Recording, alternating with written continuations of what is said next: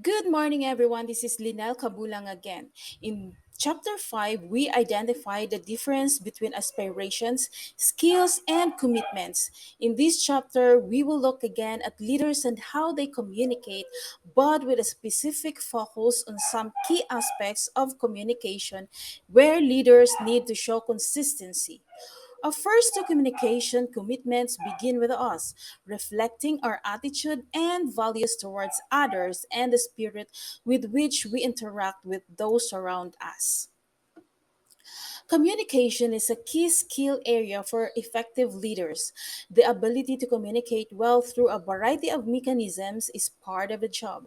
This chapter identifies important areas of communication where good leaders make promises within themselves to keep on doing something consistency so that it become a natural and inherent part of the daily experience of working with that leader.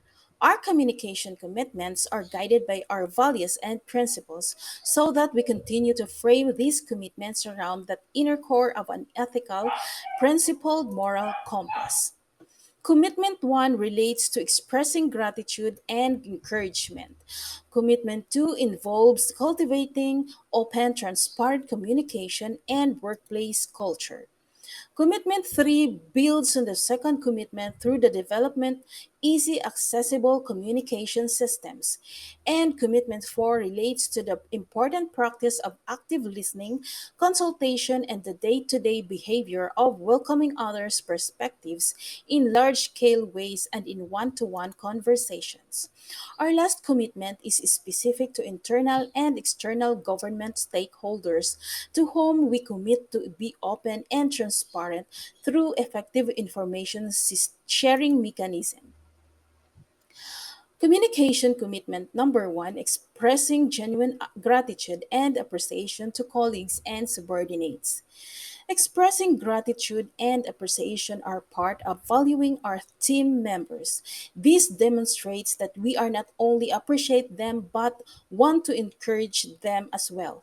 It is important that appreciating, valuing, affirming, thanking, and encouraging becomes a daily commitment and not just an inspiration because we are human and innately inclined to think first about our own well-being, our own desires, our own goals and ambitions and our own success.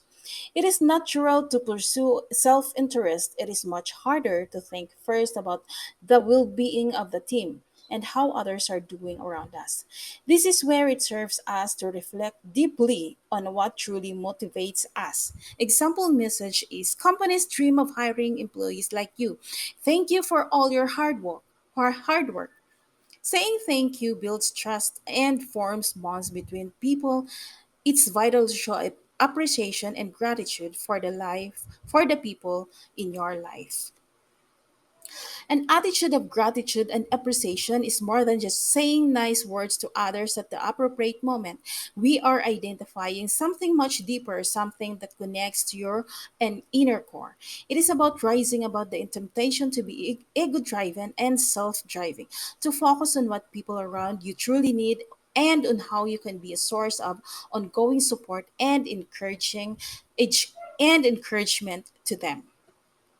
It is about doing something for others when there is nothing in it for you. But here is the interesting part. Leaders who invest in their teams is in this way usually receive the reward of loyalty and support from their team, who know their leader is their primary encourager and will not throw them under the bus. If we train ourselves to notice the things that are going well, we become better equipped to think in a more positive way. It takes daily practice to make this part of your working life, which is why we feel it needs to be one of your daily commitments. If this is a challenging area for you, start small and commit to acknowledging and appreciating at least one thing every day for which someone around you has been responsible. Continue to do this every day and train yourself become observant regarding the good things other people are doing, even the small things. Then increase the numbers of times per day you can acknowledge the good things going on around you. Notice them, acknowledge them, show appreciation. Say thank you, not only with you will you be a better person for doing it, you will have a happier team as a result. Commitment number two is open, transparent communication. Good leaders are committed to communicating truthfully and honestly and with as much openness and transparency as can be permitted considering the confidentiality requirements of the job. They are wise about how they handle information and when they release it. They balance appropriate discretion with the realization that there is often benefit in empowering the group through sharing information. As modern business structures become flatter and less hierarchical, and collaboration and teamwork become more the norm, it challenges old paradigms about how we handle information and when we release it. Good leaders are prudent and wise in this regard, and they value openness and transparency.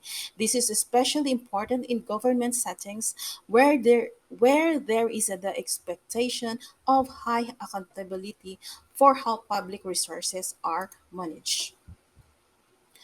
There are specific things leaders can do to operationalize their daily commitment to transparency and openness.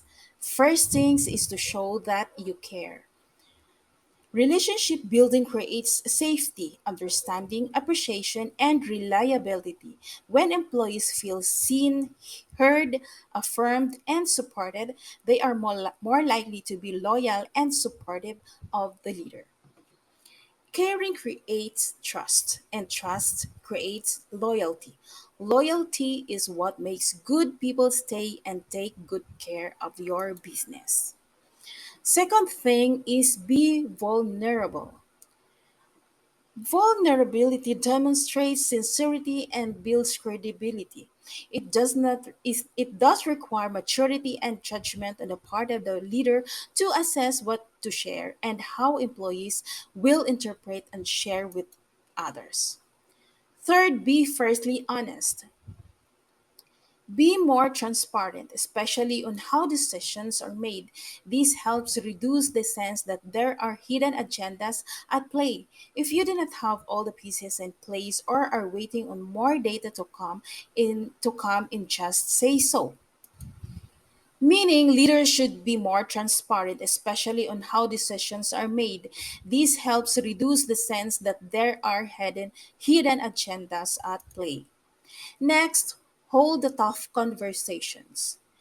Employees need a work environment that does not tolerate bullying, uncivil interactions, unproductive gossiping, blaming of others, and negative behaviors that jeopardize the team's performance towards goals and objectives. A transparent leader makes sure that employees are clear that this tough conversation will happen when needed. Pay attention to the mood of office. Listen, observe, and care about the experiences employees are having within the workplace. Let employees know that you are paying attention to these factors and be mindful of your own moods. As we mentioned before, your own emotions can infect the team both positively and negatively. Be composed. Leaders with self control, poise, and patience minimize workplace anxiety and uncertainty. Employees are always watching their leaders, so stay strong and confident. Smile often and authentically, and be compassionate. This helps neutralize workplace chaos and create certainty that a confident, caring, fearless leader is in charge. Deliver bad news well. Say as much as you can without divulging confidences and do not play the blame game. When employees voice concerns or appear upset, listen to them so they feel you are in it with them and not throwing a mess on them and walking away. Let them know what the steps are to correct a situation and communicate often where you are in the process of handling the situation. Let's move on to the communication commitment number 3, which is accessible, easy communication systems. Accessible communication benefits all audiences by making information clear, direct, and easy to understand. It takes into consideration the various barriers to accessing information and provides opportunities for feedback. It is important that communication systems work well for people of all capabilities. It can be frustrating for members of the public to face difficulties in trying to talk with someone, especially if there are complicated telephone menus, chronic signals, or long hold times. Next, communication commitment number 4, welcoming other perspectives through consultation and active listening. We need to remind ourselves what active listening is so we can think about how often during each day we are using this important skill.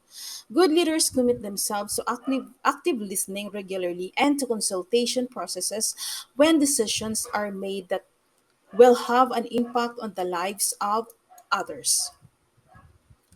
According to Jim Trinka and Les Wallace, feedback is a gift. Ideas are currently of our next success. Let people see you value both feedback and ideas. Para sa akin, napakahalaga magkaroon ng feedback loop kung saan palagi mong iniisip kung ano ang nagawa mo at kung paano mo ito mapapahusay. Moving on to the last communication commitment, information sharing with stakeholders and being committed to building the necessary information systems to facilitate it. This is related to commitment number 4 because it involves many of the same issues and values, while commitment 5 and 4 are similar. Stakeholder information sharing will often involve developing positive informal relationships as well as more formalized process of giving and receiving information. Leadership in government promotes strong and healthy relationship with stakeholders. Deloitte and Touch recommend that organizations formalize the implementation of a formal stakeholder engagement policy. Not only will this enhance the value of the stakeholder engagement process, but it will also reduce the risk of missing important perspectives, which may cause embarrassment or negatively affect the reputation of the government department in question.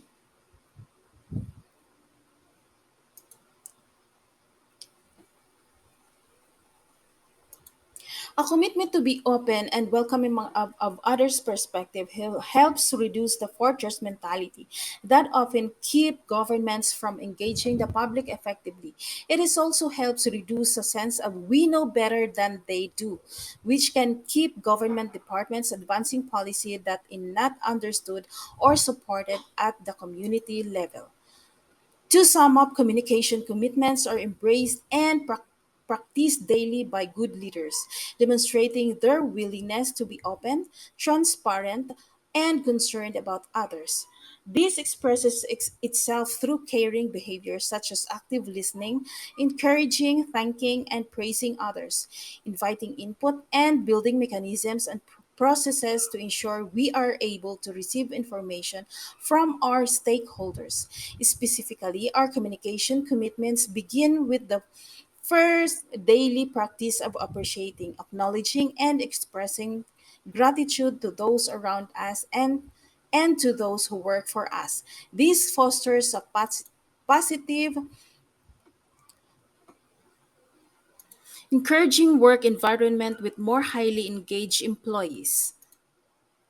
And that's the end of my presentation. I hope you learned something. Thank you very much.